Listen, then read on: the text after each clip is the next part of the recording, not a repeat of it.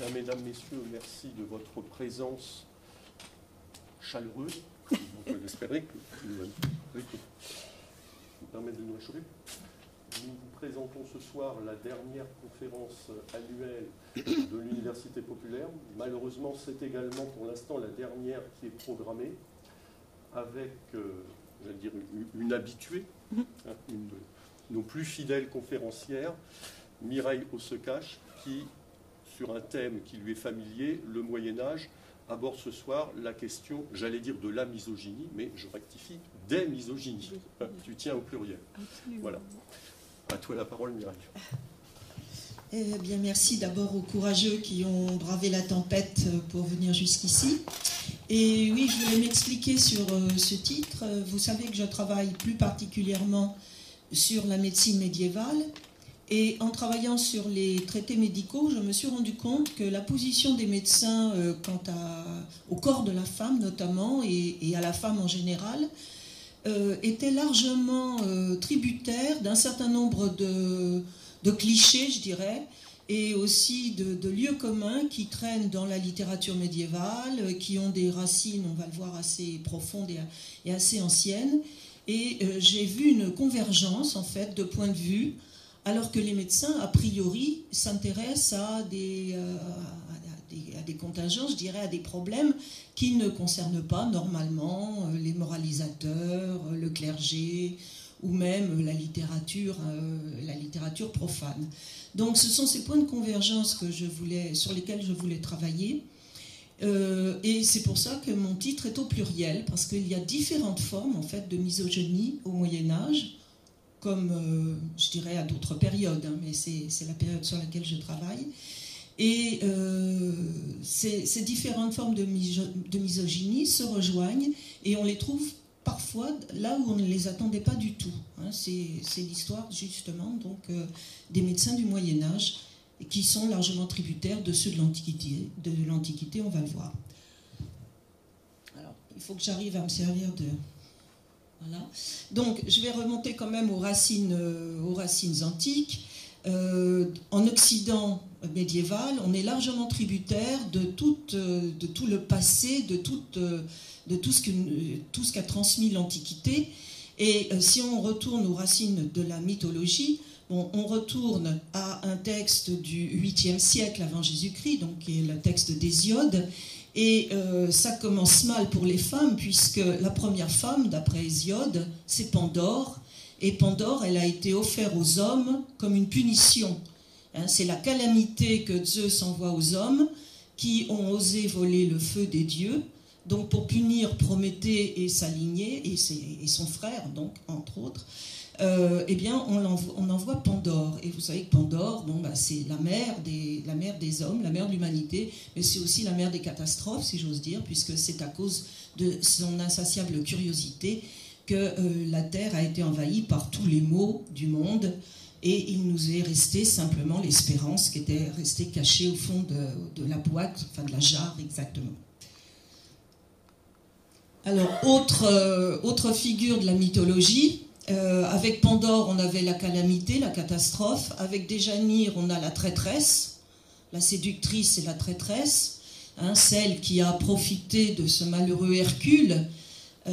Donc c'était l'épouse d'Hercule, et Hercule l'a sauvée des pattes du centaure Nessos.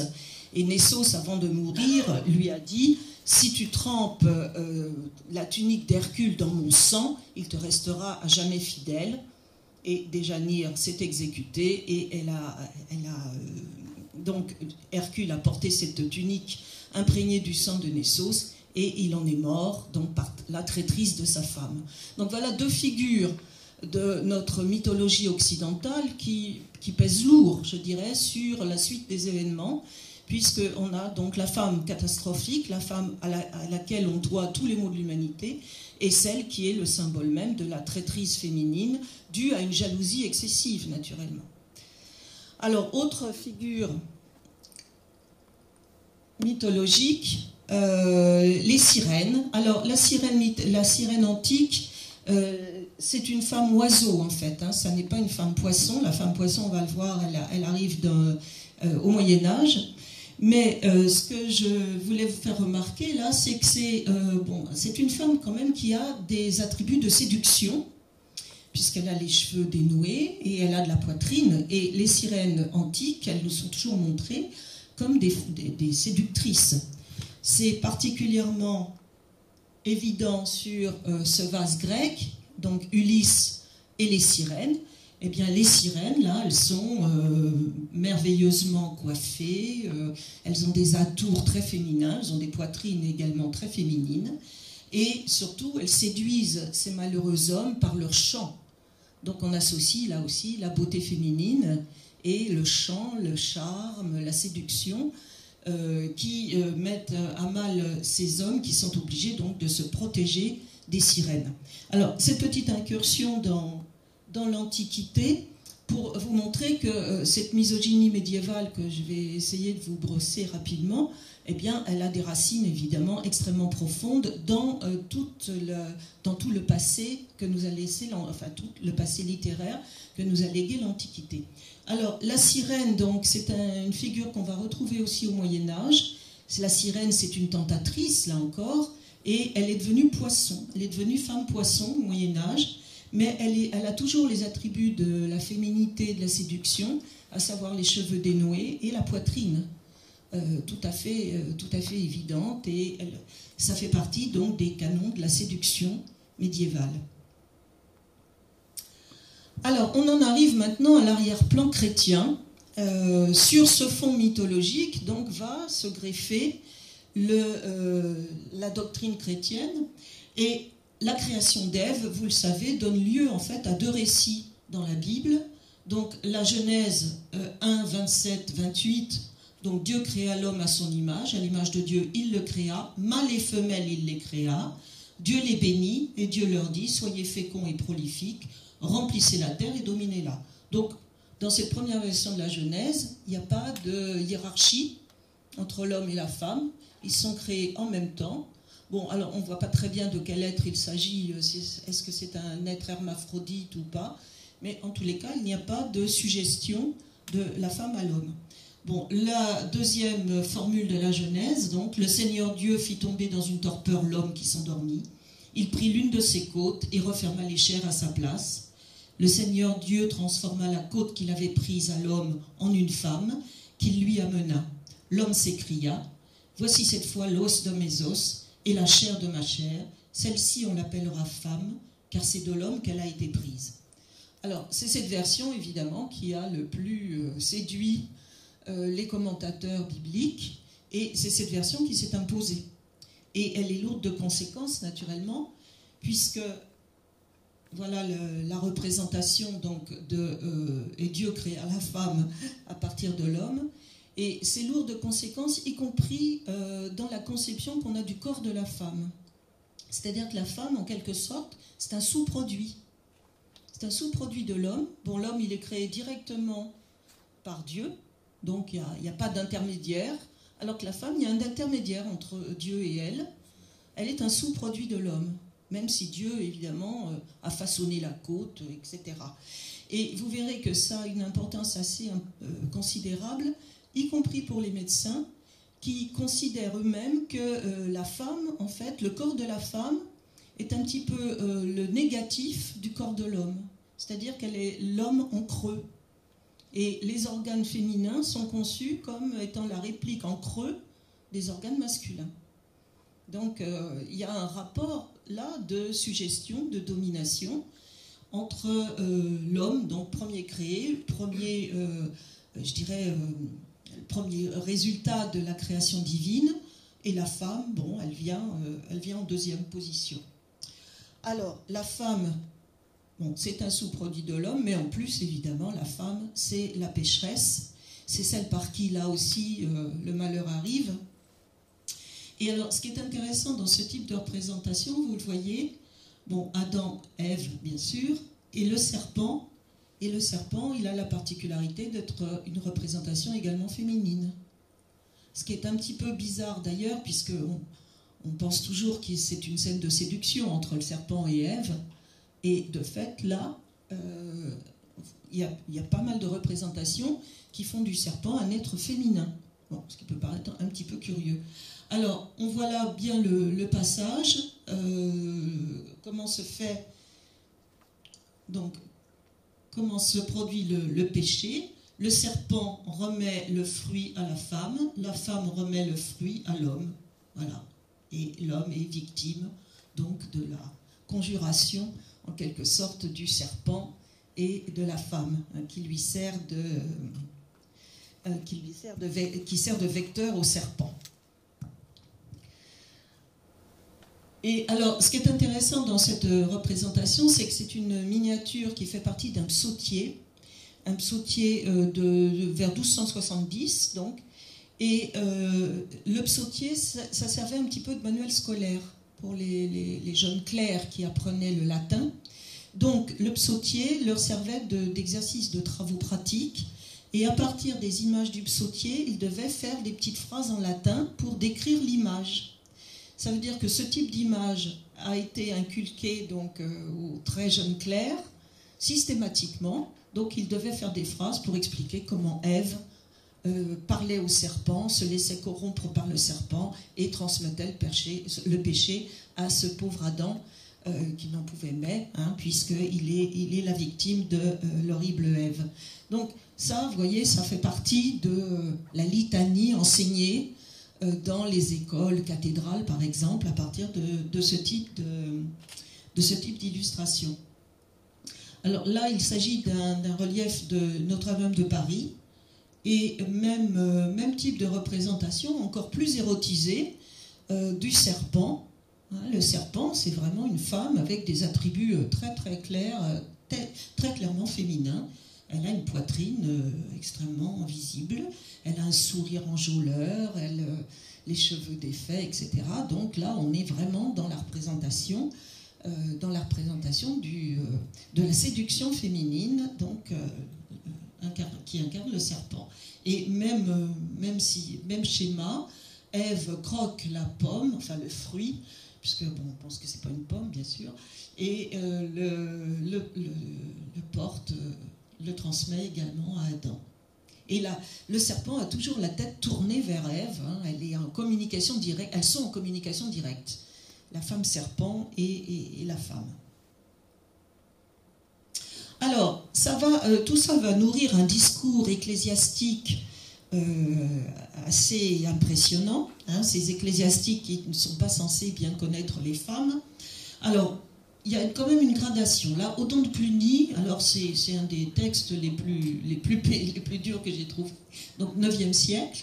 La beauté physique ne va pas au-delà de la peau. Si les hommes voyaient ce qui est sous la peau, la vue des femmes leur soulèverait le cœur. Quand nous ne pouvons toucher du bout des doigts un crachat ou de la crotte, comment pouvons-nous désirer embrasser ce sac de fiente? Bon. On fait plus délicat comme point de vue. Alors, Odon de Cluny, donc c'est un abbé, visiblement, il n'aime pas les femmes, ça c'est clair, il en a peur. On a d'autres témoignages de clercs qui disent il ne faut surtout pas que les femmes s'approchent du couvent parce qu'elles sont les éternelles tentatrices. Et j'ai un petit témoignage là d'un autre ecclésiastique, donc Roger de Caen, qui conseille donc au père abbé de ne pas faire entrer les femmes dans le couvent, même en visite, hein, les femmes de la famille, non, parce qu'il s'adresse à la femme en lui disant « Tu m'es suspecte, je crois que tu ne viens que pour nuire. Tes sourires attirants, l'ardeur de tes clins d'yeux et ton bavardage ne me disent rien qui vaille. Pasteurs, soyez vigilants, écartez les loups rapaces de vos troupeaux, interdisez-leur l'entrée de vos clôtures. » Alors, c'est à double détente, je dirais, ce type de discours, parce que, bon, à la fois, arrière la femme, mais en même temps, on sent la tentation quand même. Hein. Et si on pense à toutes les représentations de la tentation de Saint-Antoine, par exemple, bon, ben, y a toujours des femmes on dirait très sexy aujourd'hui, qui se baladent dans le paysage. Hein. C'est pas simplement des monstres épouvantables, hein. Il y a aussi des séductrices. Alors, une évolution, un autre ecclésiastique, un évêque, l'évêque de Rennes, Marbode, à la fin du XIe siècle, donc il y a deux siècles d'écart, vous allez voir le discours là est un petit peu plus nuancé. Parmi les innombrables pièges que notre ennemi rusé, alors notre ennemi rusé, bien sûr, c'est Satan, hein, a tendu à travers toutes les collines et les plaines du monde, le pire et celui que presque personne ne peut éviter, c'est la femme. Funeste cep, souche de malheur, bouture de tous les vices, qui a engendré sur le monde entier les plus nombreux scandales. La femme, doux mal, à la fois rayon de cire et venin, qui d'un glaive enduit de miel perce le cœur même des sages. On a l'impression que Marbode, il est quand même un petit peu tenté, hein. Il se laisserait volontiers tenter. Il sent que c'est difficile de résister à ce type de tentation. Donc le discours ecclésiastique, vous voyez, bon, j'aurais pu multiplier les exemples parce que ça abonde. Alors, ce discours anti-femme, il est aussi le fait des femmes, de certaines femmes. Et là, il s'agit d'une illustration donc de l'Hortus Deliciarum, donc le jardin des délices, rédigé, qui est une sorte d'encyclopédie, rédigée par une abbesse, donc l'abbesse Hérade de Hohenburg, et donc du XIIe siècle, et elle aussi, bien que quoique femme, eh bien, elle dresse à l'égard des femmes un tableau assez peu engageant. Alors là, il s'agit de l'échelle des vertus. L'échelle des vertus, donc, il s'agit d'arriver en haut. Vous voyez, en haut, c'est la main de Dieu qui donne la couronne, hein, la couronne donc de la récompense éternelle. Et tous ces gens essayent de grimper à l'échelle, et il y en a peu qui y arrivent. Il n'y a qu'une jeune fille qui va parvenir, donc une jeune fille pure, sans tache, etc., qui parviendra à la félicité éternelle, et tous les autres tombent. Et les premiers qui tombent, alors tout en bas sont représentés les biens de ce monde, donc les villes, la richesse. Alors ce document n'est pas très très lisible. Il s'agit en fait de tout ce qui nous reste d'un manuscrit qui a été brûlé à Strasbourg pendant la guerre de 1870, malheureusement, et on n'a que des copies. Et, bon, mais j'ai préféré quand même le mettre parce qu'il est intéressant. Donc le premier couple là qui tombe, c'est une femme et un couple marié, donc l'homme et la femme. Ils tombent ils tombent de l'échelle parce qu'ils sont trop attachés aux biens de ce monde. Mais ici, c'est un cléricus, donc un clerc qui tombe aussi parce qu'il est attiré vers la ville par une femme. Donc lui aussi, il va tomber. Va tomber aussi une nonne attirée par un clerc libidineux. Donc elle aussi, elle va tomber. Et ces trois, a priori, saints hommes, donc un moine, un reclus, un ermite, ils tombent aussi parce qu'ils sont attirés par un certain nombre de biens de ce monde. Donc ils vont tomber. Et vous voyez, donc, il y a, les femmes là sont cause de chute. Hein. La femme, bon, elle est mariée au soldat. La nonne, elle tombe également. La femme qui attire ce malheureux clerc, elles sont également responsables de ces chutes. Alors voilà une autre version plus récente de moins intéressante, mais c'est plus vivant, de cette échelle des vertus. Donc on retrouve, alors vous voyez, là on le voit peut-être mieux en bas, le monstre qui attend que tout le monde tombe dans sa gueule. Et puis là, les démons, évidemment, alors il y a les anges du Christ qui essayent de protéger cette jeune fille, la seule jeune fille qui pourra arriver donc à l'éternité, puisqu'elle est pure, elle est sans tache, etc. Alors, après le discours des clercs, le discours des laïcs, vous allez voir que certains auteurs ne sont pas plus tendres avec les femmes, donc, y compris Dante, le grand Dante, donc, qui, à propos de la naissance de la parole, de la parole, de la langue. Donc, l'homme seul est doué de parole. Cela ressort clairement de ce qui précède. Bon, voilà. j'estime maintenant qu'il nous faut aussi rechercher quel est le premier homme qui a reçu le don de la parole, quels furent ses premiers mots, à qui il les a adressés, en quel endroit, à quel moment et en quelle langue ils furent proférés. Donc a priori une interrogation plutôt intéressante sur quelle était la langue des premiers hommes. Assurément, d'après le début de la Genèse, où la très sainte écriture traite des origines du monde, c'est une femme, la présomptueuse Ève, donc vous voyez ça commence mal, qui a parlé la toute première en répondant au démon qui l'interrogeait. Donc Ève parle, nous mangeons du fruit des arbres du paradis, mais le fruit de l'arbre planté au milieu du paradis, Dieu nous a défendu d'en manger et d'y toucher sous peine de mort. Mais malgré ce récit de l'écriture, il est plus raisonnable de croire que l'homme a parlé le premier. Il ne convient même pas de penser qu'un acte aussi excellent est émané d'une femme avant que d'un homme. Aussi estimons-nous avec raison que le langage fut donné d'abord à Adam lui-même par celui qui venait de le former.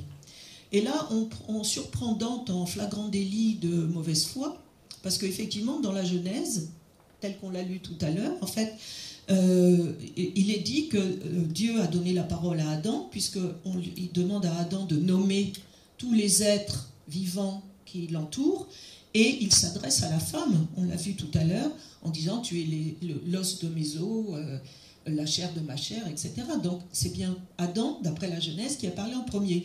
Mais là, il y a une espèce de tour de passe-passe de Dante qui lui permet de faire un petit couplet anti-féminin, anti-Ève. Et ça ne peut pas être Ève qui a parlé la première. Alors, chez les auteurs laïcs, toujours, ici, c'est l'histoire de Merlin. Alors, vous savez que Merlin est né d'une femme et d'un démon, et ça donne l'occasion à l'auteur, à l'illustrateur de cet ouvrage, de montrer à quel point le lit de la femme est aussi celui du démon. Et vous voyez que le démon, il est pelotonné contre la femme, et il a la main posée sur le sexe de la femme. Le sexe de la femme, c'est l'objet de beaucoup d'interrogations de la part des auteurs du Moyen-Âge. Il intrigue, il fait peur, et là, évidemment, il est en main, si j'ose dire, dans la main du démon. Alors, les auteurs profanes se sont aussi beaucoup intéressés aux sorcières. La femme, bon, elle est l'alliée du diable, et elle peut en plus subir des espèces de métamorphoses. Donc ici, nous avons des sorcières à tête d'animaux, en route pour le sabbat, donc en train de voler. Alors, ce ne sont pas des manches à balai, ce sont des espèces de bouts de bois. Donc, la capacité de la femme de se transformer en démon, évidemment, et d'aller au sabbat. Alors, ça, c'est plutôt vers la fin du Moyen-Âge, et c'est vraiment à l'époque dite de la Renaissance qu'on connaîtra les grands procès en sorcellerie. Au Moyen-Âge, ça commence un petit peu avec l'Inquisition, mais c'est vraiment plutôt 15e, 16e siècle où les grands procès en sorcellerie auront lieu. Alors, une image que j'ai déjà montrée ici, les laïcs s'intéressent aussi aux bonnes mœurs. On va essayer de dresser les gens, d'inculquer les bonnes mœurs, et notamment aux femmes qui en ont bien besoin. Et là, c'est le thème de la coquetterie. La femme de droite est l'exemple même de la coquette. Elle se regarde dans son miroir, elle est parée comme le voulait la mode de l'époque, c'est-à-dire qu'elle a le front épilé, les sourcils épilés, elle est très très pâle, donc elle doit travailler à pâlir son teint, et elle a la tenue à la mode de l'époque, qui remonte une petite poitrine, etc. Elle est mince. Elle a peut-être décoloré ses cheveux, puisque la mode était au blond à l'époque. Et on lui montre ce qu'elle deviendra dans l'éternité, c'est-à-dire une femme promise à l'enfer, donc complètement métamorphosée, méconnaissable. Son joli physique sera complètement dévalué et surtout abîmé par les démons qui l'entraînent. Voilà ce qu'on apprend aux femmes. Arrêtez d'être coquette, ça vous conduira directement en enfer. Alors, autre thème qui est récurrent dans la littérature profane du Moyen-Âge, c'est le mariage et les malheurs du malheureux mari qui s'est trompé. Hein, le jeu de la feuillée, donc c'est Adam de la Halle. Et il raconte comment, un beau jour d'été, alors qu'il était jeune et beau et enthousiaste, il rencontre Marie, qui va devenir sa femme. C'est alors que je vis la belle apparition, celle que j'ai maintenant pour femme, mais qui me semble livide, jaunâtre, alors qu'elle était blanche et rose, rieuse, aimable et svelte. Et je la vois tout empâtée, mal bâtie, grise et grondeuse. Alors ça aussi, ça revient très très fréquemment dans la littérature. Donc Adam de la Halle, c'est déjà une littérature un petit peu savante, un peu élaborée. C'est beaucoup plus gras, je dirais, dans les fabliaux. Mais ce thème-là est vraiment récurrent. On a épousé une jeune femme menue, sympathique, gentille, douce, etc. Et on se retrouve au bout de quelques années avec une sorte de monstre gros, laid, acariâtre, etc. Ça, c'est vraiment un thème extrêmement courant. Chez Adam de la Halle, il y a d'autres descriptions. Elle avait les cheveux blonds, maintenant ils sont tout ternes, tout gris, tout moches. Enfin, c'est vraiment... c'est assez parlant. Alors, puisque cette femme... Bon, le mariage est quand même à envisager. Et le mariage, en fait, ça va être du dressage. Il faut dresser sa femme. Et là, on démarre par les coutumes de Beauvaisis. Bon, c'est un petit peu violent. Donc, il est bien d'un homme de battre sa femme, sans mort et sans méchant, c'est-à-dire mutilation quand même, quand elle dénie son mari. Bon, voilà. Donc, une femme qui contredit son mari, eh bien, c'est quand même pas mal de la battre. Et voilà l'illustration, donc, c'est tout à fait indiqué. Alors, il y a des formules un petit peu plus souples, mais qui tournent aussi au dressage, en quelque sorte. Donc, un ouvrage qui a été écrit à la fin du XIVe siècle, s'appelle Le Ménagier de Paris, donc malheureusement pas d'illustration, qui est donc le journal tenu par un bourgeois parisien, vraisemblablement d'un certain âge, qui vient d'épouser une jeunesse de 15 ans et il veut lui apprendre à être une bonne épouse. Donc il rédige un petit manuel de la bonne épouse. Alors ce qui est intéressant dans le Ménagier de Paris, c'est que la troisième partie comporte plein de recettes de cuisine, parce qu'il tient quand même à ce qu'elle sache mener la cuisine de la maisonnée. Mais ça c'est la troisième partie. La première partie est entièrement... Alors, l'auteur ne manque pas d'humour parce que, comme il est vraisemblablement assez âgé, il dit, bon, ce que j'écris pour toi, ça te profitera, ça profitera à nos enfants, ça profitera peut-être aussi à ton deuxième mari. Bon, donc, voilà, il ne manque pas d'humour quand même. Alors, la première partie du livre, donc, comporte 9 articles. Donc, le premier article, quand même, saluer et regracier Dieu à son veillé et à son éveillé et à son lever. Donc, il faut rendre grâce à Dieu, c'est quand même le premier point.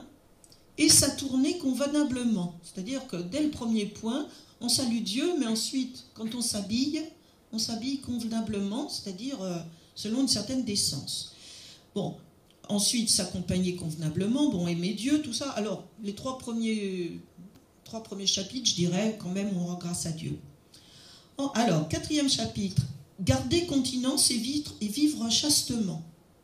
Bon, donc, vous verrez que la sexualité féminine a une réputation absolument torride. Donc, ça fait partie, c'est le 4e point.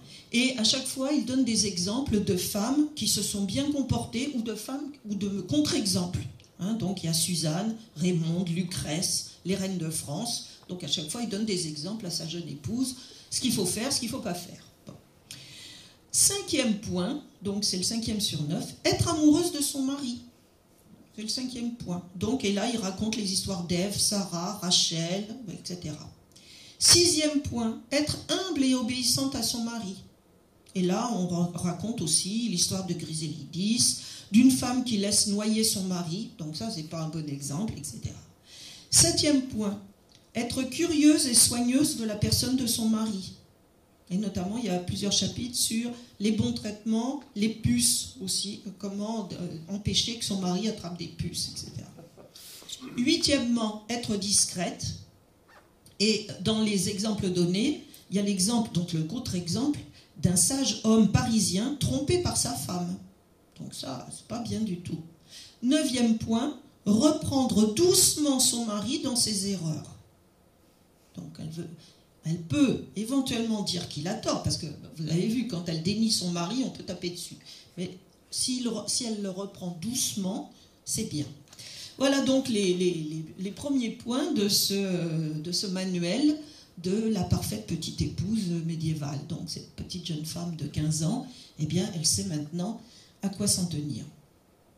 Alors voilà, donc ça c'est le mariage, je dirais, c'est comment cadrer la femme, parce que cette femme, il faut absolument éviter ces débordements. Et alors pourquoi ces débordements? Eh bien, c'est que la femme est réputée avoir une sexualité absolument délirante, que les hommes ont bien du mal à contrôler. Alors, ça vient de loin là aussi. Hein, on verra qu'un auteur latin, donc Juvénal, a commis pas mal de satire là-dessus. Mais même dans la Bible, on trouve un chapitre dans le livre des Proverbes. Donc j'ai mis le latin parce que c'est toujours assez joli. 3 choses sont insatiables et aussi un 4e qui ne dit jamais assez. Donc qu'est-ce qui est insatiable? Le séjour des morts, le sexe féminin, la terre qui n'est pas rassasiée d'eau et le feu qui ne dit jamais assez. Ça c'est la Bible. Donc évidemment c'est une autorité. Et vous voyez que j'ai traduit par enfin c'est pas moi qui ai traduit là, j'ai pris une traduction. Le sexe féminin, c'est os vulvae, c'est-à-dire en clair, enfin textuellement, la bouche de la vulve. C'est vraiment et on insiste beaucoup sur l'aspect, je dirais, aspirant, quoi, engloutissant, hein, qui va être vraiment développé. Alors, là, c'est mon médecin préféré, Gilles de Corbeil. Donc, Gilles de Corbeil, eh bien, il s'inspire à la fois de la Bible et en même temps de Juvénal vous savez que Gilles de Corbeil donc, a écrit un traité des médicaments où il décrit les vertus de 81 médicaments. Et parmi ces médicaments, il y a un aphrodisiaque. Et il décrit les vertus de l'aphrodisiaque. Puis, à un moment, il s'arrête dans sa démonstration. Et puis il apostrophe le lecteur, l'utilisateur potentiel de l'aphrodisiaque, en lui disant « Insensé, pourquoi entreprendre de satisfaire l'appétit de la vulve? Pourquoi cherches-tu à remplir l'antre avide d'un gouffre? Le tartare, le sexe féminin et la mer ne peuvent être remplis. » Et vous voyez là, c'est directement une référence à la Bible. La vulve peut être fatiguée par le coït, mais jamais rassasiée. Un feu grégeois se déchaîne et brûle à l'intérieur, et nul talent ne peut le faire mourir ou l'éteindre. Donc tu peux avaler toutes les quantités d'aphrodisiaques que tu voudras, tu vas te rendre malade, tu vas t'épuiser, mais la femme ne sera jamais, jamais satisfaite. Et ça, c'est vraiment quelque chose qui est récurrent, et c'était déjà dans Juvénal. Juvénal qui parlait de Messaline, qui évoquait Messaline dans une satire, et Messaline donc, qui avait la réputation de quitter le lit impérial pour se rendre dans un lupanar et se vendre au plus offrant, et elle le quittait, je cite la satire, donc elle quitte le lupanar à regret, entre guillemets, encore ardente du prurite de ses sens tout vibrants, elle s'en va, fatiguée de l'homme, mais rassasiée non pas. Et c'est ce que reprend Gilles de Corbeil, là. Hein, donc, lassari multo coito, nunquam satiari. Donc, elle est fatiguée par le coït, mais elle n'est pas rassasiée. Donc, c'est vraiment... ça, c'est quelque chose qui revient extrêmement fréquemment comme thème. Alors... pourquoi accouplement alchimique? Parce qu'en fait, cette image est tirée, elle est très intéressante parce qu'elle est tirée d'un opuscule alchimique. Et là, c'est l'accouplement du soufre et du mercure qui sont censés donc en s'accouplant, donner de l'or. L'alchimie, un des thèmes de l'alchimie, c'est la fabrication de l'or alchimique. Alors, ce qui est intéressant dans cette représentation, c'est que dans cet accouplement, la figure féminine, donc le mercure, est au-dessus de la figure masculine, le soleil, c'est-à-dire le soufre.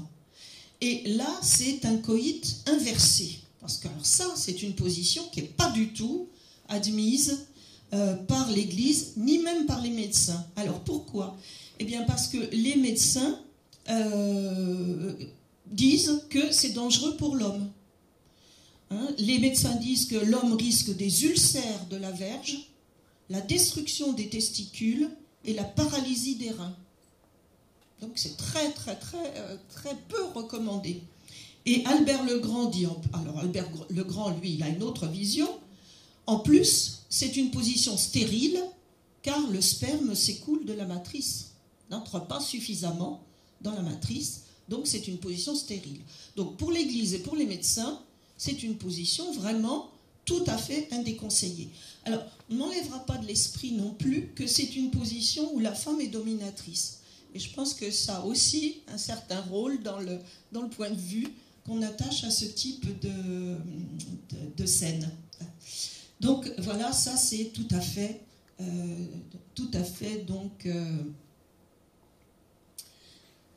déconseillé. Alors, j'en arrive là à la partie plus médicale, donc, autour du corps de la femme. Alors, le corps de la femme, c'est un grand mystère.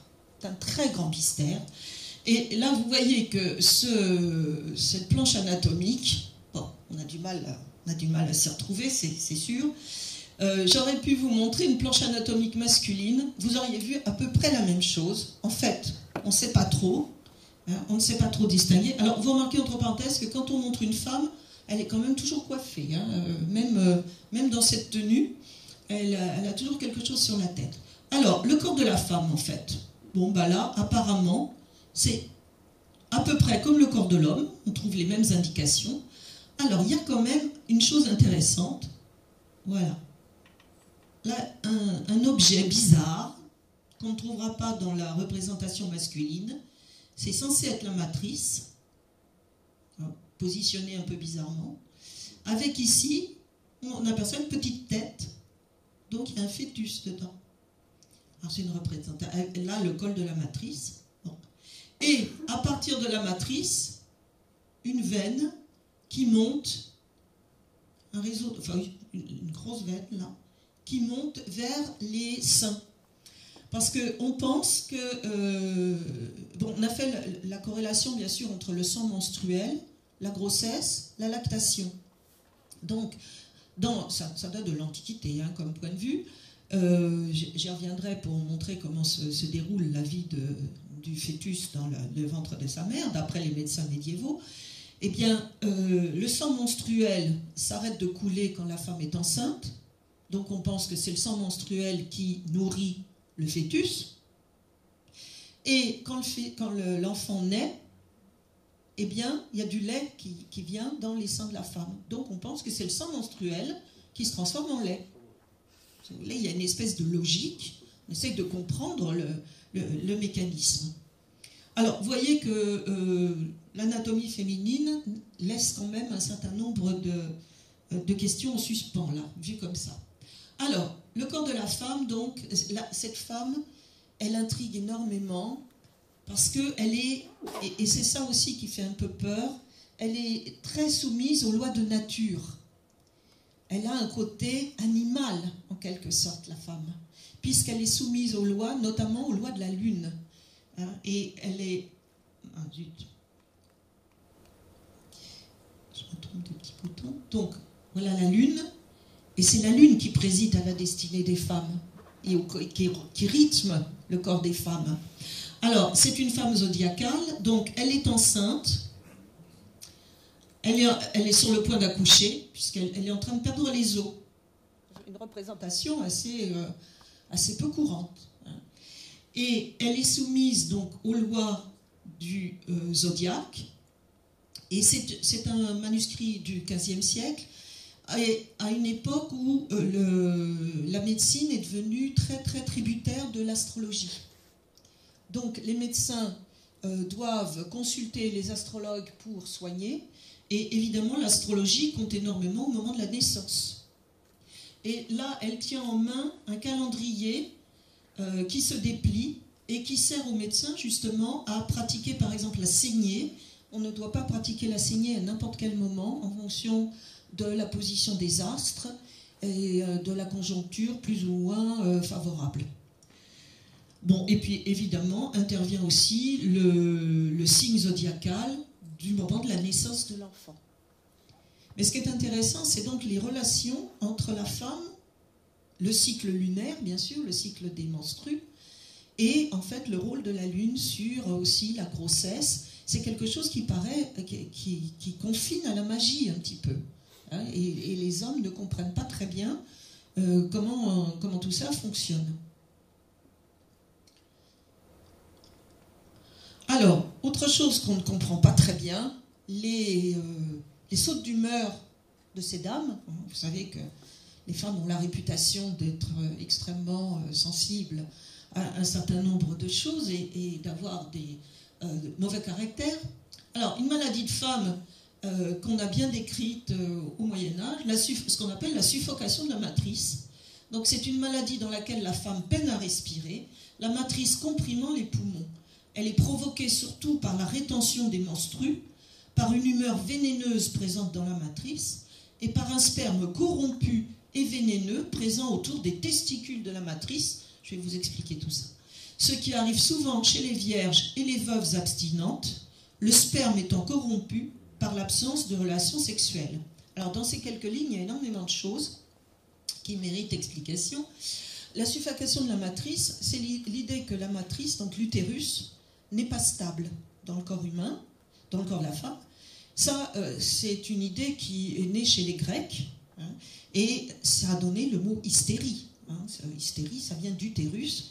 Donc c'est l'utérus qui se balade, et évidemment, cet utérus qui est gyrovague comme ça, qui se balade dans tous les sens, provoque des malaises. On peut comprendre. Et notamment, il remonte, il a tendance à remonter, et à ce moment-là, il écrase les poumons. Donc la femme suffoque. Évidemment, c'est une logique imparable. Et alors, pourquoi est-ce que la matrice se promène comme ça ? Eh bien, c'est qu'elle est donc corrompue, enfin, elle est abîmée par la rétention des menstrues. Bon, ça, on peut comprendre. Une femme dont les règles s'arrêtent, qui n'est pas enceinte, elle est malade, elle a un problème, donc ça fait remonter la matrice et ça dérègle tout le circuit respiratoire. Alors, une humeur vénéneuse présente dans la matrice. Vous savez qu'on est sous le principe de la théorie des humeurs, et ce sont les déséquilibres des humeurs qui provoquent les maladies. Bon, là, on est encore dans un terrain qui paraît un peu simple. Alors, un sperme corrompu et vénéneux présent autour des testicules de la matrice. Alors là, évidemment, il y a de quoi surprendre. Vous allez voir sur une autre gravure qu'on pense, je vous l'ai dit, le corps de la femme est en creux, celui de l'homme. Donc, l'homme a des testicules, la femme aussi, elle en a.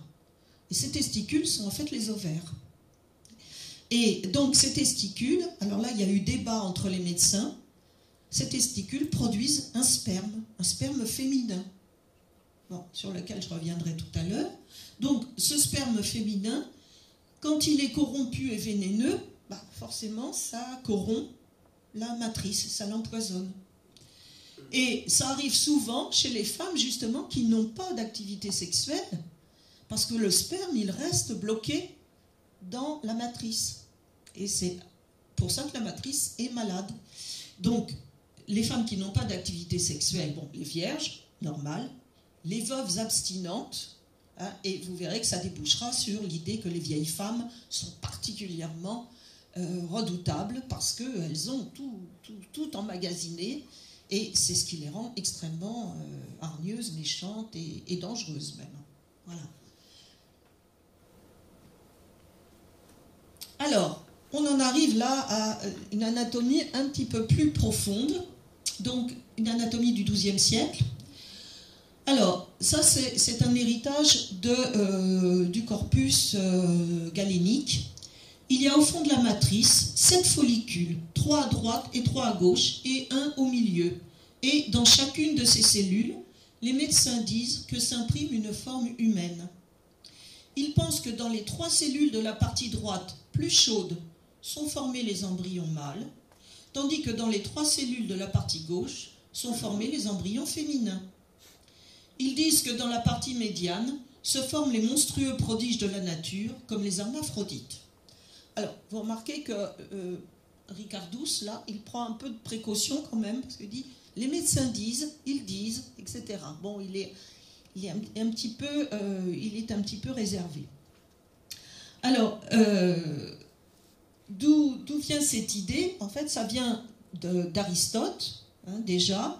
Aristote dans l'histoire des animaux, Hippocrate dans les aphorismes disait le fœtus mâle est à droite et le fœtus femelle à gauche. Alors, entre parenthèses, ça n'est pas neutre, évidemment, comme disposition. Hein, parce que la gauche, c'est sinistra. Bon, donc, c'est mauvais, la gauche. Depuis l'Antiquité, vous savez que quand on lisait l'avenir dans le vol des oiseaux, bon, les oiseaux qui venaient de gauche, ben, c'était très très mauvais présage. Hein. Donc, que les femmes soient conçues à gauche et les hommes à droite, bon, ça n'est pas neutre. Alors, ça vient des médecins, cette idée-là. Hein. C'était assez terrible. Alors, par exemple, dans ce que nous disait Hippocrate, donc dans les aphorismes, le fœtus mâle donc est à droite, le fœtus femelle à gauche. Ensuite, il nous dit une femme enceinte a bonne couleur si elle porte un garçon, mauvaise si elle porte une fille. On ne peut pas être plus clair. Hein, avoir une grossesse d'une fille, c'est vraiment très très mauvais. Et alors, plus exotique encore, une femme enceinte portant 2 jumeaux. Si l'une des mamelles s'affaisse, avorte d'un des fœtus. Si c'est la mamelle droite qui s'affaisse, elle avorte du fœtus mâle. Si la mamelle gauche s'affaisse, du fœtus femelle. Voilà. Donc c'est un signe pour les médecins. Si vous voyez qu'il y a un sein qui tombe, enfin, je ne sais pas si ça arrive vraiment dans les véritables grossesses. En tous les cas, c'était un signe. C'est Hippocrate, hein, c'est quand même quelqu'un de sérieux. Et voilà, les médecins du Moyen-Âge ont hérité de tout cela. Alors, l'histoire des 7 réceptacles, donc ça vient de Galien, du Despermaté de Galien, et ça vient aussi, Ricardus, c'est un salernitain, c'est-à-dire l'école de Salerne au Moyen-Âge, c'est une grande école de médecine, et à Salerne, avant de faire des autopsies, puisque vous savez que les dissections ont été longtemps interdites par l'Église, eh bien, on disséquait des truies. Et on pensait que le nombre de mamelles de la truie correspondait au nombre de cavités de son utérus. Et en fait, comme on ne voyait pas grand-chose, je pense, en disséquant la truie, on pensait qu'on était... Bon, comme Hippocrate l'avait dit, Galien aussi, on n'osait pas trop contredire les autorités. Si bien que même quand on a commencé à faire les premières dissections sur des corps de femmes, il y a des médecins qui voyaient encore des alvéoles dans l'utérus. Parce que les autorités l'avaient dit. Donc c'était très très difficile d'aller à l'encontre de cela. Alors, voilà une anatomie du XIIIe siècle, fin XIIIe siècle, donc d'Henri de Mondeville.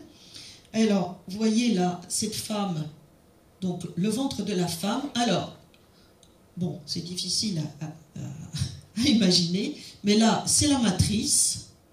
Là, vous voyez de chaque côté ce qu'il appelle les côillons. Les côillons, donc les testicules de la matrice, c'est-à-dire les ovaires. Et la poche qui est en dessous, eh bien, c'est la vessie.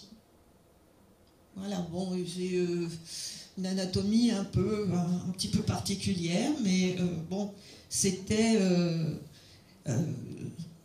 et on aperçoit, là, il y a quand même l'idée de dessiner le col de la matrice, donc, avec de part et d'autre, ce qu'on appelle les testicules de la matrice. Voilà. Et donc, là encore, hein, on revient à l'idée, enfin, on est toujours dans l'idée que la femme, c'est un homme en creux, en quelque sorte. Hein, donc, il y a un système d'imbrication et de mise en symétrie des organes. Le vagin de la femme, c'est l'inversion du pénis. Le clitoris est comparé au prépuce de l'homme. Les ovaires sont comparés aux testicules. Et on pense que la femme émet du sperme. Alors ça, c'est un grand problème pour les gens du Moyen-Âge et même de l'Antiquité. Il y a eu un débat dans l'Antiquité. Aristote, par exemple, pensait que seul l'homme émettait un sperme et que le sperme masculin donc, agissait sur le sang menstruel comme la présure qui fait cailler le lait. Donc, le terrain de la femme, en quelque sorte, la femme était comparée à un champ à labourer et à ensemencer. Donc le champ, c'est son sang menstruel. La semence, c'est le sperme de l'homme qui va agir, qui va faire cailler tout ça et qui va donner naissance donc à un embryon. Alors, Aristote était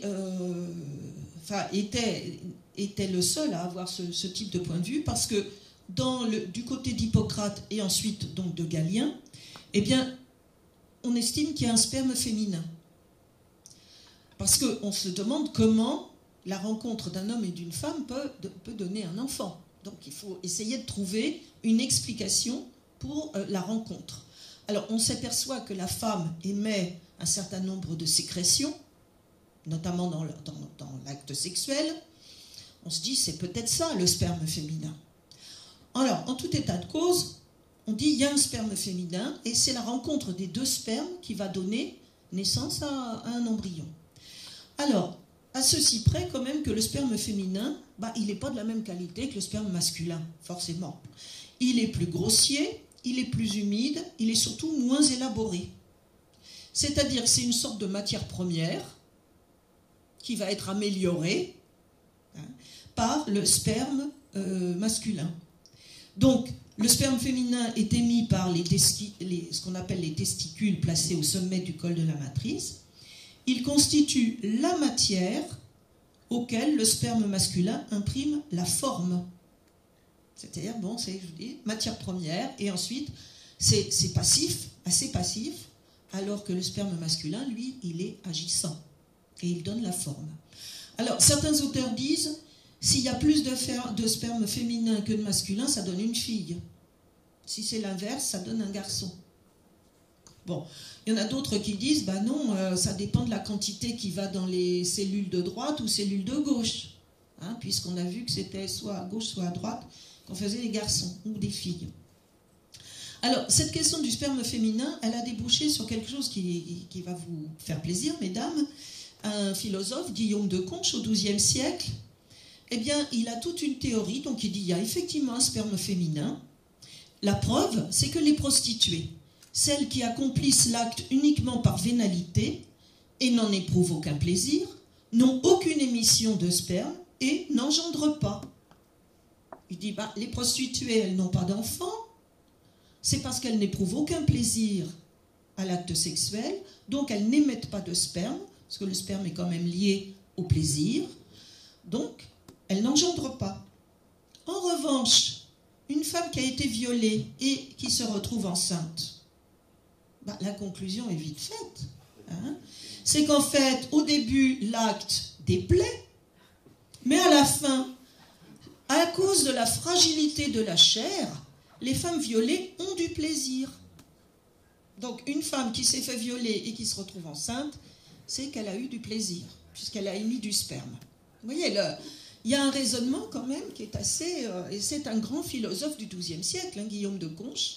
Et il a, à côté de ça, des travaux tout à fait intéressants. Bon, là, évidemment, ça irrite un peu. De la même façon, toujours le même Guillaume de Conches nous dit « La femme qui a des rapports avec un lépreux transmet la lèpre sans être malade elle-même. » C'est-à-dire qu'elle est absolument indemne de lèpre. Par contre, si un autre homme la fréquente, lui, il l'attrape. Donc, c'est quelqu'un de dangereux quand même, la femme. Les vecteurs de ce type de maladie. Alors, en ce qui concerne le plaisir féminin, alors c'est un auteur de langue arabe qui a été le plus sympathique, disons, avec les femmes, c'est Avicenne. Il souligne le rôle du plaisir féminin et il identifie bien émission de sperme et orgasme, donc lui il va jusqu'au bout, et il dit que plus dans l'orgasme, il y a des mouvements très favorables de la matrice qui peuvent faciliter la procréation, parce que quand même on reste dans le cadre d'une sexualité en vue de la procréation. Et surtout, il dit qu'une femme qui n'a pas de plaisir n'engendrera pas, et notamment une femme frustrée par la taille du pénis de son compagnon, eh bien n'engendrera pas parce qu'elle n'aura aucun plaisir. Et ça, c'est donc un auteur de langue arabe qui dit, messieurs, il n'y a pas de honte à parler et à essayer d'améliorer vos capacités, parce qu'il faut que la femme ait du plaisir. Alors, l'embryon, donc, à partir de cette rencontre des deux spermes, l'embryon va se développer comme une sorte de ballon qui se gonfle. Il est nourri, je vous l'ai dit, par le sang menstruel qui se transformera en lait après la naissance. Et alors, l'inégalité des sexes se vérifie, y compris pendant la gestation. C'est-à-dire que la différenciation des sexes se fait au bout de 30 jours pour le garçon, 42 jours pour la fille.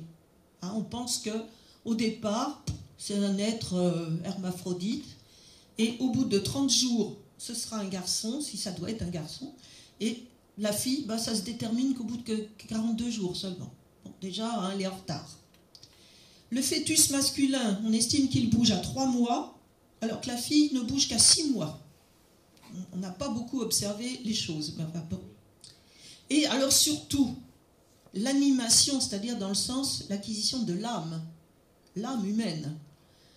On est quand même en terre chrétienne. Donc à quel moment le fœtus est animé, au sens, à quel moment reçoit-il son âme, qui est différente de son corps, naturellement. Alors l'âme des enfants, des bébés en gestation, elle est créée par Dieu, elle est diffusée par Dieu, et on a des jolies illustrations qui montrent des petites âmes qui descendent comme ça vers le ventre de la maman, si elle en a plusieurs, hein, sinon une seule. Donc, et cette âme, elle n'entre dans le corps de l'enfant que quand il a forme humaine. Bon, parce que on a assisté quand même à des fausses couches et des choses comme ça, on voit très bien que il n'a pas tout de suite forme humaine, l'embryon. Bon. Donc, Thomas d'Aquin, qui reprend Aristote, dit « La forme humaine est atteinte une quarantaine de jours après la conception pour un mâle, 90 jours après pour un embryon féminin. » Donc là aussi, l'âme, un garçon 40 jours, une fille 90 jours. Donc vous voyez, la fille, elle est vraiment très très décalée par rapport au garçon. Alors vous savez qu'il y a eu même un concile dans l'Antiquité qui se demandait si les femmes avaient une âme en fait. Mais bon, au Moyen-Âge, on pensait qu'elles en avaient une, mais une âme un petit peu en retard sur le garçon. Alors cet enfant, il va falloir le faire naître. Et là, vous voyez cette illustration, l'accouchement. Alors, autant les médecins s'intéressent un peu à l'histoire du sperme, ce qui se mélange, comment c'est fait, etc. Au moment de l'accouchement, les médecins sont rarement là. Hein, et les médecins n'assistent pratiquement pas aux accouchements, c'est une affaire de femmes. Et là, on le voit nettement. Alors, bon, la position de l'accouchement, c'est pas toujours celle-là, mais c'est assez courant quand même. Alors, c'est une affaire de femmes, donc ce sont des sages-femmes qui vont pratiquer les accouchements. Et qu'est-ce qu'elles ont comme, je dirais, matériel intellectuel pour comprendre ce qui se passe? Eh bien, elles ont un très vieux traité, la gynécologie de Motion, qui est un traité du VIe siècle, qui est une compilation, traduction d'un traité encore plus ancien, traité de Soranos d'Éphèse. Bon. Et dans ce traité, eh bien, les sages-femmes vont trouver des petits schémas. Alors, elles vont trouver aussi des conseils pour savoir comment, quand les enfants se présentent mal, comment se débrouiller. Et puis, il y a des tas de descriptions d'accouchements qui risquent de mal se passer, parce que l'enfant est trop gros, parce qu'il est mal placé, etc. Alors, vous voyez les illustrations. Alors, c'est assez intéressant parce que la forme de la matrice, on lui fait 2 cornes, hein. On voit bien quand même une issue, je dirais, hein, le col de la matrice est tellement indiqué. Et alors, en revanche, le fœtus est toujours représenté comme un homoncule, c'est-à-dire un petit homme, proportionné comme un adulte, avec des positions tout à fait étonnantes. Et là, il s'agit de malposition, donc on prévient les sages-femmes que si elles sont dans ce cas de figure, elles vont avoir un certain nombre de difficultés donc pour faire naître l'enfant. Vous voyez qu'il n'y a aucun enfant là, aucun fœtus qui se présente la tête en bas, enfin dans les bonnes conditions d'un accouchement sans trop de risques. Inutile de vous dire que l'accouchement au Moyen-Âge et encore plus tard, hein, c'est une épreuve de force dont beaucoup de femmes auxquelles beaucoup de femmes ne résistent pas, hein, n'en réchappent pas. Hein. Et c'est vrai qu'avec ce type de... Il faudra attendre le XVIIe, XVIIIe siècle pour que les sages-femmes aient vraiment à leur disposition de véritables manuels d'accouchement et avec ce qu'il faut, même avec des mannequins pour s'entraîner, etc. Là, c'était vraiment, on se transmettait ça de mère en fille et on faisait avec les moyens du bord et avec les connaissances très très vagues dont on disposait. Alors, toujours la gynécologie de motion. Donc là, vous voyez un autre manuscrit qui vous montre encore des positions de fœtus tout à fait étonnantes. Hein. Il y en a même un qui fait des pointes, là. C'est assez curieux, comme celui-là aussi. Il n'y en a pas un qui se présente normalement. Mais alors, ce qui est intéressant dans ce manuscrit, là encore, il y a, je dirais, une sortie prévue. Et vous allez voir que ce n'est pas toujours le cas. Alors, toujours une autre illustration du même ouvrage, la gynécologie de motion. Ben là, il n'y a même pas de... On voit pas d'orifice. On ne sait pas du tout comment les enfants peuvent sortir. Alors, ce qui est intéressant là, grossesse particulièrement difficile et naissance particulièrement difficile, les jumeaux, surtout s'ils sont placés comme ça. Et là, vous voyez, vraisemblablement, l'illustrateur a répété 2 fois la même position. Alors, on pense qu'il y a 17 positions, 17 mauvaises positions de fœtus, donc qui doivent être répertoriées.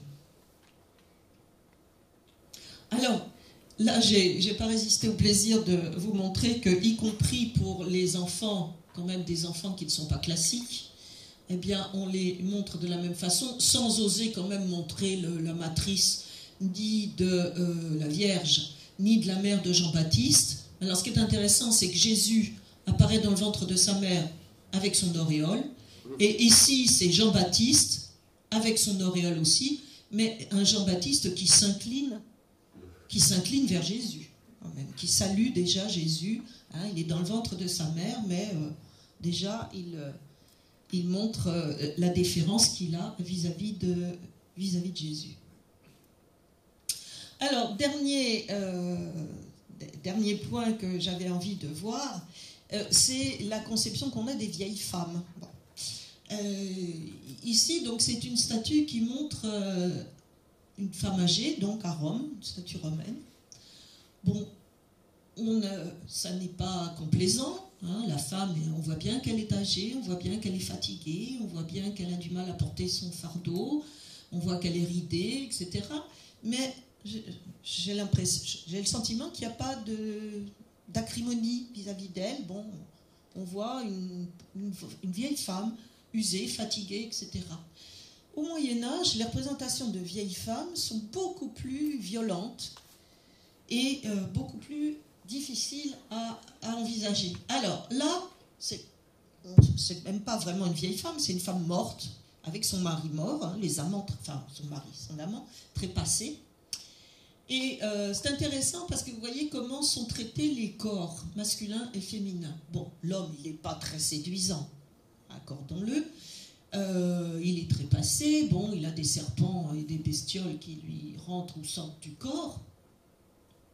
Mais je trouve que la femme est pire. Je ne sais pas ce que vous en pensez, mais la femme est pire dans la dégradation physique. Donc, on insiste toujours dans les représentations de vieilles femmes sur la poitrine. Hein, la poitrine, c'est une catastrophe. Elle est très, très, très délabrée. Et alors, surtout, ce qui est particulièrement intéressant, évidemment, c'est cette bestiole qui, alors, on ne sait pas trop si elle rentre ou elle sort du sexe féminin, c'est un crapaud. Et là aussi, il y a énormément d'ouvrages qui assimilent ce qui se passe à l'intérieur du corps de la femme à des choses froides, gluantes. il faut dire que ça s'appuie sur la théorie des humeurs. L'homme est chaud et sec, la femme, elle est froide et humide. Donc, tout ce qui concerne la femme, c'est froid et humide, a fortiori son sexe. Hein, donc, on retrouve là cette description. Les âges de la femme, revoilà la vieille femme. Hein. Alors, la vieille femme, donc, elle fait peur. Elle est capable, dans nombreux textes, hein, on retrouve les vitupérations des vieilles femmes. Donc, elles sont agressives, elles sont méchantes. Elles sont capables. Alors, il y a un auteur qui s'appelle Mathieu de Vendôme qui rédige un traité de versification. Pourtant, on n'a pas l'impression que ça va parler de la femme. Eh bien, si, il dresse un portrait abject d'une vieille femme. Donc, il a décrit, elle a une tête chauve, elle a un visage ridé, des yeux chassieux, le nez morveux, la laine fétide. Enfin, bon, rien ne trouve grâce aux yeux. La vieille femme, elle est uniquement épouvantable. Il n'y a aucune tendresse pour la vieille femme. Hein. Donc, elle est capable, elle est toujours très froide, mais elle est devenue sèche en vieillissant. Hein, les vieux se dessèchent, donc elle est froide et sèche. Son regard est capable de ternir les miroirs. Son regard est capable, y compris, de tuer les enfants au berceau. Hein, elle a un regard vénéneux, en quelque sorte. C'est un poison vivant, cette vieille femme. Hein, et c'est même, alors, dans un traité du pseudo Albert le Grand, c'est quand même pas le vrai Albert le Grand, hein, le regard d'une vieille femme qui est rendu mortifère par la rétention du sang menstruel. C'est ce qu'on voyait tout à l'heure. Hein, ces femmes, elles n'ont plus d'activité sexuelle. Eh bien, elles empoisonnent les enfants dans leur berceau. Et donc, le thème de la vieille femme est extrêmement récurrent. Et bientôt, tout à l'heure, on a vu des sorcières qui avaient des têtes d'animaux. Eh bien, très vite, la vieille femme, en tant que telle, devient le type de la sorcière.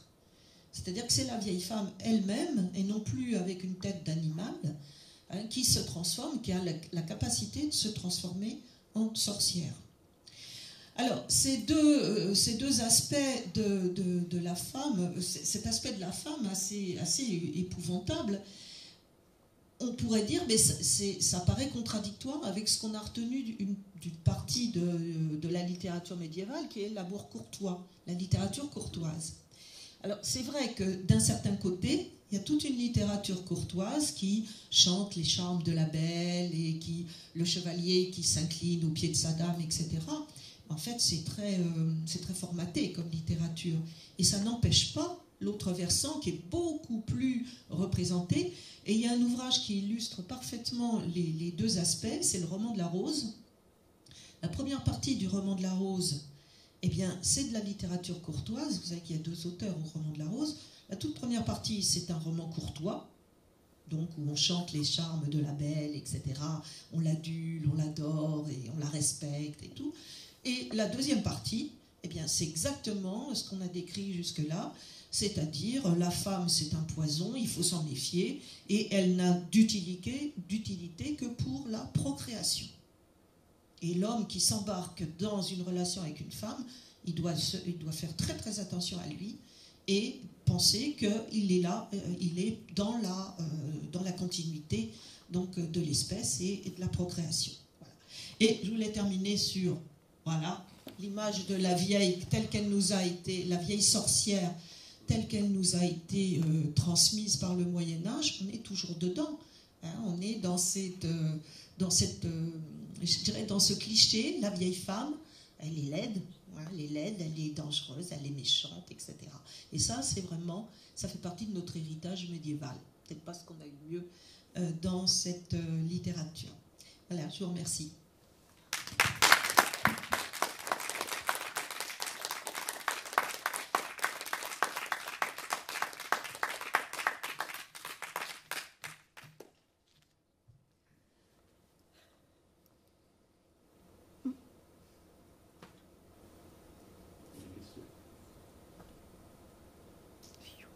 Tu nous as fait une compile des textes misogynes. Il n'y a pas des hommes qui aimaient les femmes. Enfin, tu as répondu partiellement avec l'amour courtois. Oui. Il y Bah, c'était mon sujet aussi, hein. Bon, c'est tendancieux. Mais en faisant en ne choisissant que ces textes-là, tu fausses un peu l'image. Bah, oui et non, mais...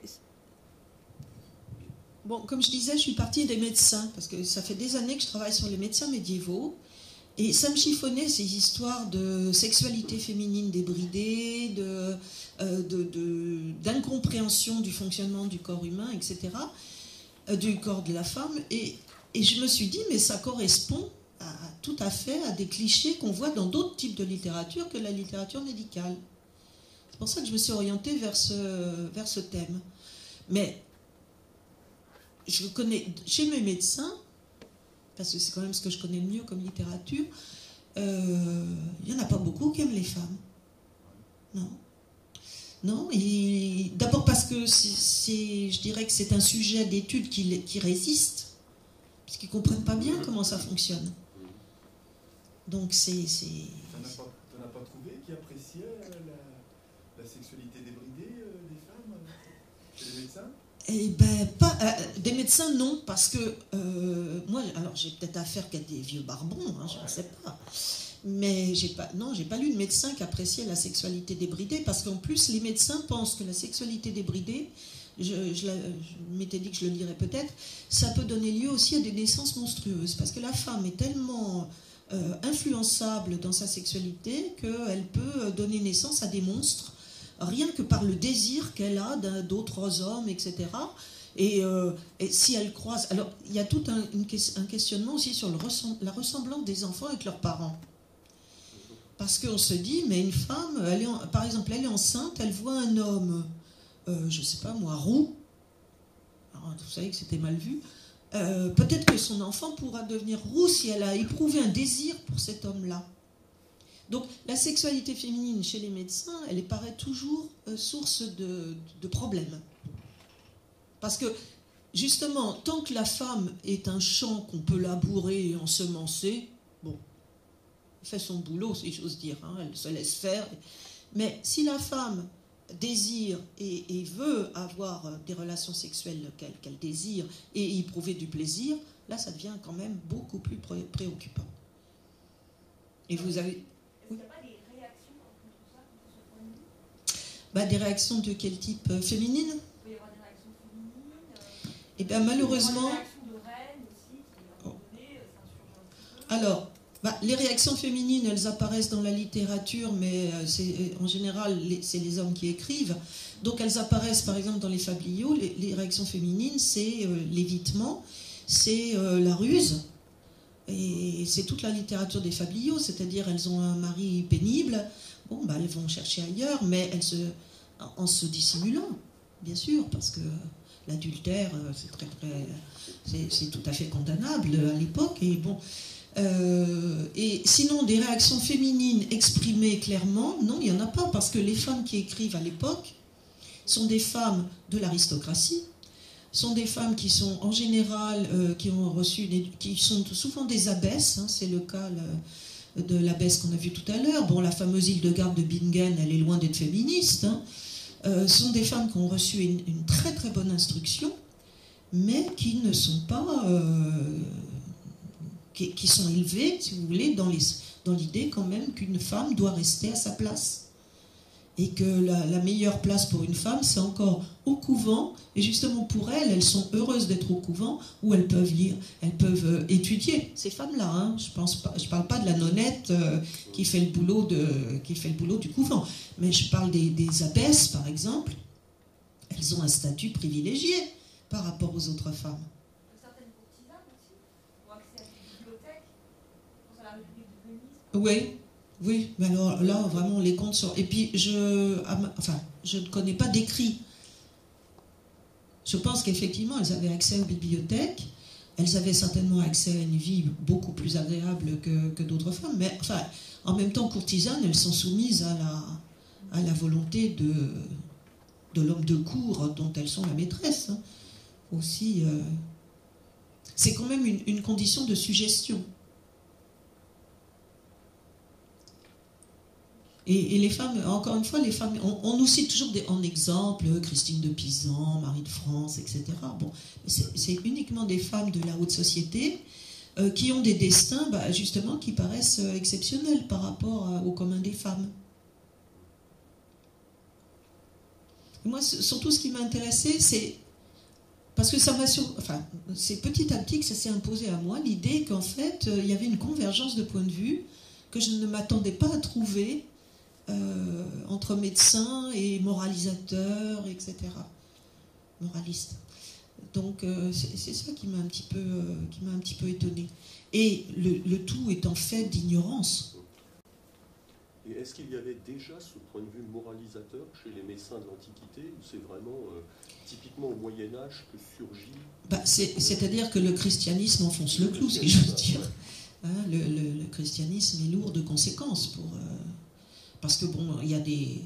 j'ai pas cité Tertullien, mais c'est un des premiers à dresser des portraits de femmes absolument terribles, enfin catastrophiques. Et ça c'est donc un homme d'église. Et les médecins, je pense que les médecins occidentaux, de l'Occident chrétien, là moi je m'en suis tenue aux médecins de l'Occident chrétien, je n'ai cité qu'un médecin du monde arabe, Avicenne. On est très proche quand même aussi chez les médecins arabes, à ma connaissance. Les médecins du monde occidental, eh bien, ils sont terriblement marqués aussi par le christianisme. Et comme, en plus, ce qu'on lit dans la Bible rejoint ce que disaient Galien et Hippocrate, c'est difficile de s'en départir, enfin c'est difficile de s'éloigner de ces autorités absolues. Il faudra vraiment, je dirais que c'est à partir du XVIIe, XVIIIe siècle qu'on arrivera vraiment à s'éloigner vraiment des autorités. À partir du moment où on aura compris le fonctionnement par exemple la circulation sanguine, des choses comme ça. C'est beaucoup plus tardif. Et puis les dissections. Voilà. Alors les dissections, elles commencent au XIIIe siècle, mais elles ne sont pas très très fréquentes. Elles sont pas très fréquentes.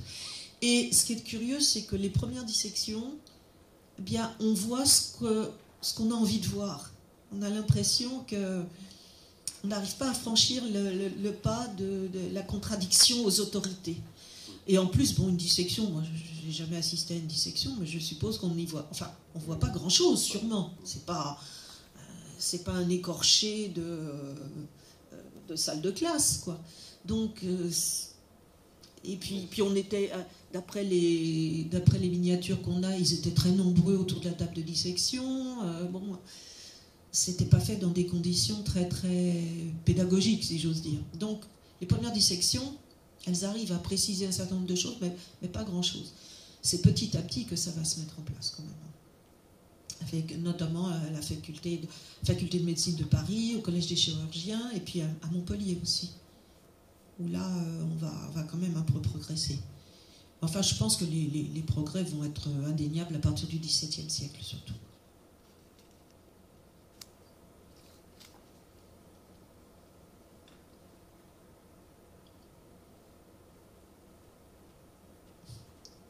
Je vous ai assommé. Non. Moi, j'ai une autre question. Oui, vas-y. C'est vrai que souvent, on peut avoir une idée du Moyen-Âge, on va dire oui, au Moyen-Âge, on a vu beaucoup femmes qui sont devenues des sorcières, femmes qui sont considérées comme des sorcières, etc. Et avant, tu as dit que vous, les procès en sorcellerie, datent surtout de la Renaissance. Donc, au Moyen-Âge, est-ce qu'on a tendance à brûler, condamner facilement la femme, parce que les femmes, parce qu'on la soupçonne de sorcellerie, parce qu'elle fait un trafic de plantes? Alors, non, Vraiment plutôt Renaissance. Alors, le trafic de plantes, les empoisonneuses et les filtres. Alors, bon, on a toute la littérature autour des filtres, effectivement, de magique, filtres d'amour ou pas, d'ailleurs. Bon. Mais c'est pas si fréquent que ça. C'est pas si fréquent. Et il y a une tradition de femmes qui soignent dans les villages. Parce qu'il y a des médecins, en fait, il n'y en a pas partout. Des aires médicales, ça existait. Il y a des médecins surtout en ville. Et la plupart des villageois, en fait, eh bien, il y a dans le village une femme qui sait accoucher, qui sait soigner, qui sait préparer des plantes. bon, c'est rare qu'on l'accuse de sorcellerie. Ça peut arriver si il se passe des choses un peu bizarres dans le village, etc. Mais c'est relativement rare. En fait, les grands procès du Moyen-Âge où on brûle à tour de bras, c'est l'Inquisition, c'est les procès des hérétiques, beaucoup plus que des sorcières. Sorcières, c'est vraiment la fin du Moyen-Âge plutôt. Mais les hérétiques, c'est à partir du XIIIe siècle, là. Alors effectivement, la limite est toujours un petit peu délicate entre une femme qui sait préparer des potions pour soigner et puis une femme qui saurait préparer des potions pour envoûter. Mais après, c'est une question de réputation de la femme dans son environnement. Donc les grands bûchers, non, c'est vraiment plutôt à la fin. Et c'est plus lié à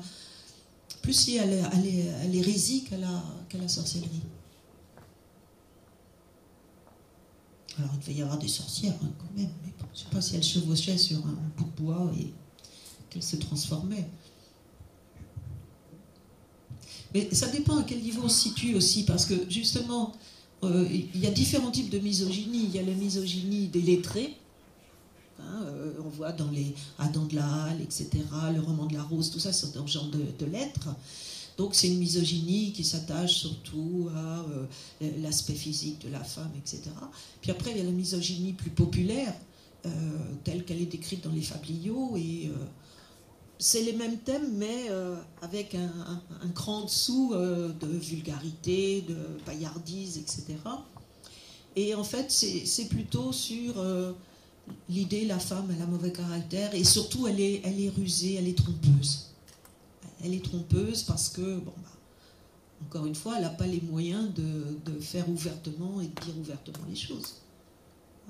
On recommence bien au mari, si la femme vous contrarie, vous contredit, vous avez le droit de taper dessus, sans la blesser quand même gravement.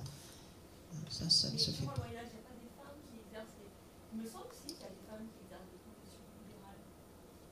Alors, profession libérale, au sens où...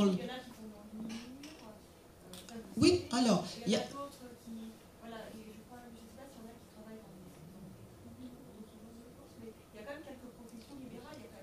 Oui, alors, notamment dans la médecine, il y a des femmes médecins, il n'y en a pas énormément, mais il y en a quelques-unes. Bon, il y a des femmes apothicaires, il y a les sages-femmes, naturellement, qui ont un rôle quand même primordial, puisque c'est elles qui assurent tous les accouchements. Et alors, on peut rencontrer effectivement des femmes dans un certain nombre de métiers artistiques. Bon, il y a effectivement quelques enlumineuses, mais encore une fois, c'est vraiment exceptionnel. On les connaît, et même les femmes qui écrivent. On cite tout le temps quelqu'un comme Hildegarde, par exemple. Bon, elle est très très connue parce que... Mais justement, elles sont connues parce qu'elles sont exceptionnelles. La plupart des femmes... dans l'aristocratie, on envoie on éduque les filles jusqu'à un certain âge. On va quand même pas très loin. Et c'est pour ça que ce sont les abbesses qui, le plus souvent, sont les plus éduquées. Parce qu'au couvent, je dirais qu'elles n'ont que ça à faire. Voilà. Alors qu'une jeune fille de l'aristocratie que l'on marie à 15 ans, ou même de la bonne bourgeoisie, comme dans le Ménagier de Paris, c'est vraisemblablement une fille de la bourgeoisie marchande, elle a 15 ans, elle n'a certainement pas un très haut degré d'études. Bon, on a dû quand même lui apprendre à compter pour gérer sa maison, etc. Mais ça ne va pas au-delà. Et justement, on se méfie quand même. Vous savez, ce sont de ces clichés qu'on retrouvera sous la plume de Molière après. Les femmes savantes, déjà au Moyen-Âge, pour une Christine de Pisan, combien de femmes illettrées je crois qu'il faut... Bien sûr qu'il y a des femmes qui ont d'autres destins au Moyen-Âge que ceux que je viens de décrire, mais en même temps, y compris ces femmes-là, quand elles se retrouvent enceintes, elles ont affaire à la même ignorance et au même risque, je dirais, au moment d'accoucher, par exemple. Et puis elles ont affaire à la même, au même lieu commun sur leur corps, sur la façon dont fonctionne leur corps. On ne comprend pas, en fait.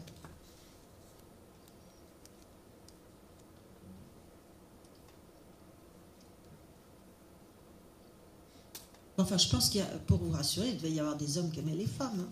Mais ils ne se sont pas beaucoup exprimés. Ils ne se sont pas beaucoup exprimés, non. Bon. À part peut-être François Villon. Bon. On pense à la balade des dames du temps jadis, par exemple, des choses comme ça. Mais Charles d'Orléans. Oui, peut-être Charles d'Orléans, mais on est dans la poésie courtoise, là. Alors, poésie courtoise, c'est quand même maniéré et formaté, je dirais. Donc, comment se comportaient vraiment ces messieurs après avoir écrit ces jolis mots? Comment se comportaient-ils avec leur épouse légitime, parce que la poésie courtoise, enfin l'amour courtois, c'est quand même une dame inaccessible. Et justement, elle est idéalisée, etc., parce qu'inaccessible. Donc après, il faudrait savoir comment Charles d'Orléans se comportait avec son épouse.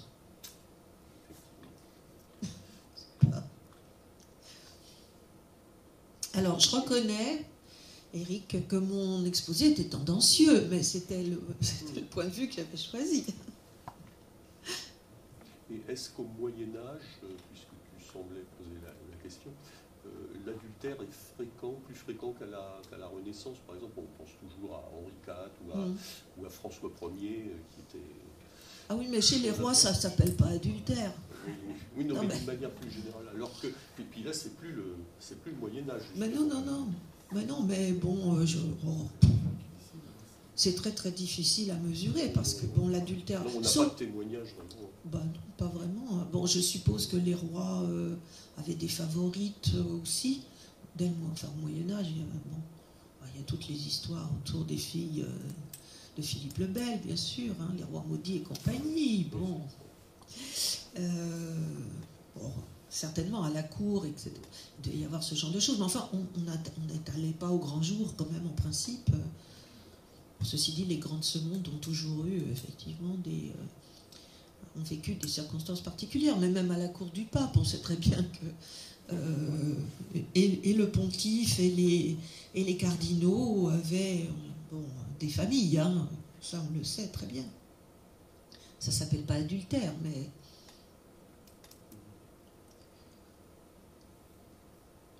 Mais sinon, des preuves d'adultère, je te dis, à part...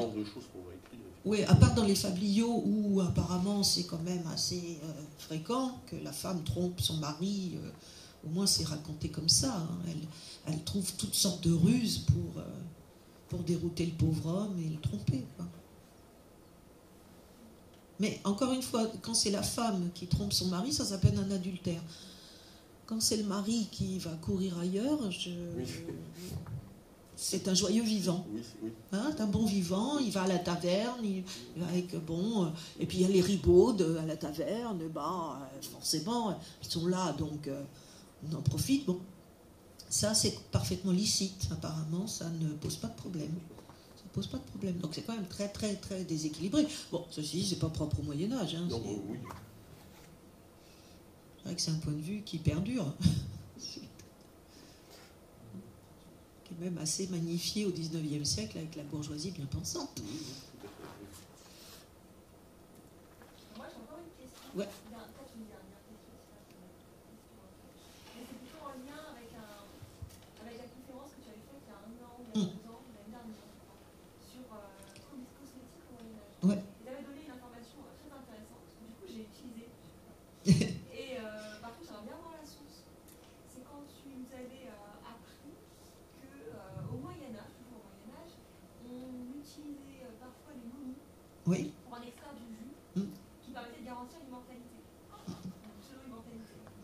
Et je veux savoir quelle était ta source ou tes sources. Alors, moi j'ai un traité, j'ai à la maison un traité qui s'appelle Le Livre des simples médecines, qui répertorie donc tous les, je ne sais plus combien de centaines de produits qu'on appelle des simples, donc des produits de base, qui vont servir à la composition de médicaments. Et parmi ces produits de base, il y a la momie.